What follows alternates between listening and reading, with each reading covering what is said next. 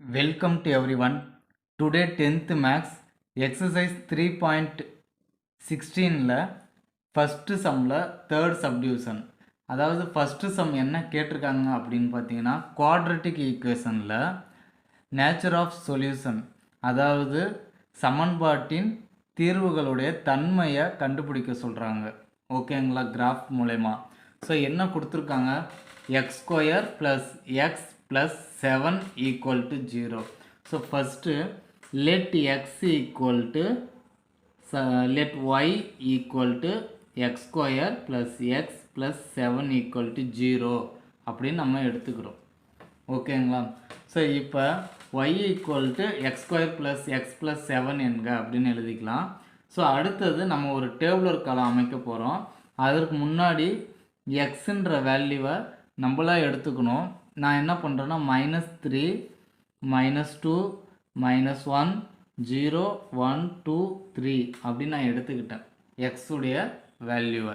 அடுத்தது இப்போ எனக்கு y தேவை அப்படின்னா ஸோ இது எல்லாத்தையும் நான் என்ன பண்ணணும், கண்டுபிடிச்சி இது எல்லாத்தையும் கூட்டினா y கிடைக்கும். ஸோ ஃபஸ்ட்டு என்ன கேட்டிருக்காங்க, எக்ஸ் ஸ்கொயர். ஸோ அதை அப்படியே எடுத்து எழுதிக்கிறேன். இப்போ எக்ஸ் ஸ்கொயர்னால் எக்ஸை ஸ்கொயர் பண்ணணும்.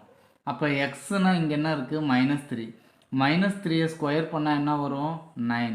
மைனஸ் மைனஸ் ஸ்கொயர் பண்ணும்போது மைனஸுன்றது என்னவாயிடும், ப்ளஸ் ஆகிடும். தென் இங்கே 4 1 0 1 4 9 எழுதியாச்சிங்களா. அடுத்தது எக்ஸ் கேட்டிருக்காங்க, நம்ம ஏற்கனவே எக்ஸ் எழுதிட்டோம். ஸோ அடுத்தது 7. ஸோ 7 ஆட் பண்ண சொல்கிறாங்க. ஸோ எல்லா இடத்துலையும் 7 போட்டுக்கிறோம். ஸோ இப்போ நமக்கு கேட்டிருக்கிறது என்னது, எக்ஸ் ஸ்கொயர் எக்ஸ் 7. ஸோ இது மூணையும் ஆட் பண்ணால் போதும். ஸோ இப்போ நமக்கு என்ன கண்டுபிடிச்சிடலாம், ஒய். ஸோ ஒரு டேபிளர் காலம் அமைச்சிக்கோங்க. நீங்கள் அழகாக போட்டுக்கோங்க எக்ஸாமில். ஸோ இப்போ ஆட் பண்ணுங்கள். 7ல் 3 போயிடுச்சுன்னா என்ன வரும், 4. அப்போ 13 என்ன வருது, 13. தென் 4ல் 2 போயிடுச்சுன்னா 2, அப்போ 9. ஸோ இதே மாதிரி நம்ம ஆட் பண்ணால் என்ன வரும், 7 7 9 9 + 4 13 தென் 19. ஓகேங்களா. இப்போ நம்ம கண்டுபிடிச்சிட்டோம். அடுத்தது பாயிண்ட் எழுதணும். பாயிண்ட்டை வரிசையாக எழுதிட்டோம். ஸோ இப்போ இந்த எழுதின பாயிண்ட்டை நம்ம என்ன பண்ண போகிறோம், இந்த கிராஃபில் மார்க் பண்ண போகிறோம். கிராஃபில் மார்க் பண்ணுறதுக்கு முன்னாடி நம்ம என்ன எழுதணும், ஸ்கேல் எழுதணும். ஸ்கேலில் பாருங்கள், எக்ஸ் ஆக்சிஸ் எப்படி இருக்குது, 1 1 இன்க்ரீஸ் ஆகுது. ஒய் வந்து 2 2 இன்க்ரீஸ் ஆகுது. அப்போ ஸ்கேல் எப்படி எழுதலாம், x axis 1 centimetre equal to 1 unit. X அச்சில் 1 சென்டிமீட்டர் ஈக்குவல் டு 1 அலகு.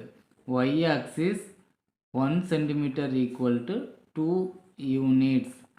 ஒய் அச்சில் 1 சென்டிமீட்டர் ஈக்குவல் டு 2 அலகுகள் அப்படின்னு சொல்லி நம்ம என்ன பண்ணுறோம், ஃபஸ்ட்டு ஸ்கேல் எழுதிடுறோம்.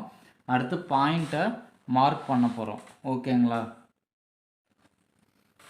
கிராஃபில் பாயிண்ட் மார்க் பண்ணி நம்ம என்ன பண்ணிட்டோம், கர்வ் வரைஞ்சிட்டோம்.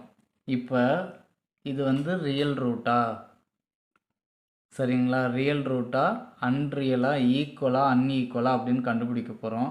இப்போ நம்ம பார்த்த உடனே தெரிஞ்சிருக்கோம், ஏன்னா எக்ஸ் ஆக்சிஸ் இங்கே இருக்குது. ஸோ எக்ஸ் ஆக்சிஸில் இந்த கர்வ் வந்து என்ன பண்ணல, டச் பண்ணல. அப்போ உடனே என்ன பண்ணணும்னா யோசிக்காமல் no real roots, no real roots, அவ்வளோதான். இந்த எக்ஸ் கர்வில் எக்ஸ் ஆக்சிஸில் இந்த கர்வ் டச் பண்ணல அப்படின்னாவே அது வந்து என்னது, அது நோ ரியல் ரூட்ஸ். ஓகேங்களா. உங்களுக்கு இந்த சம் புரிஞ்சிருக்கும் அப்படின்னு நினைக்கிறேன். சப்போஸ் இந்த சம்மில் ஏதாவது டவுட் இருக்குது அப்படின்னா கண்டிப்பாக கமெண்ட் பாக்ஸில் கமெண்ட் பண்ணுங்கள். உங்கள் ஃப்ரெண்ட்ஸுக்கு ஷேர் பண்ணுங்கள். நீங்கள் இன்னும் சப்ஸ்கிரைப் பண்ணலாம், கண்டிப்பாக சப்ஸ்கிரைப் பண்ணுங்கள். தேங்க்ஸ் ஃபார் வாட்சிங். Thank you to all.